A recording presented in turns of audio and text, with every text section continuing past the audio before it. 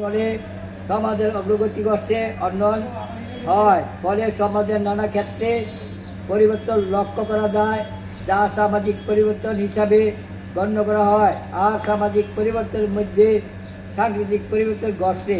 3 নম্বরে সাংস্কৃতিক পরিবর্তন উন্নয়নের একটি বৈশিষ্ট্য হচ্ছে পরিবর্তন সকল সময় একটি সরল রেখা বা ক্রমশ এবং ঊর্ধ্বগতিতে এগিয়ে যায় না। অনেক সময় সাংস্কৃতিক পরিবর্তন নিম্নগতির দিকে যায়, তবে ঊর্ধ্বগতি নিম্নগতির দুটো পরিবর্তন, এটি একটি ইতিবাচক, অন্যটি নেতিবাচক। তবে উন্নয়ন বলতে অগ্রগতি ইতিবাচক পরিবর্তন বোঝায়। এই উন্নয়ন হল সাংস্কৃতিক ইতিবাচক পরিবর্তন, যেমন আকার সাংস্কৃতিক এইভাবে প্রভাবে আমাদের সাংস্কৃতিক ইতিবাচক ইতেন মাত্রার বিনে ইতেন ও হেনদা এই আমি তলাইন স্যার আমার স্বপ্ন আছে হিন্দু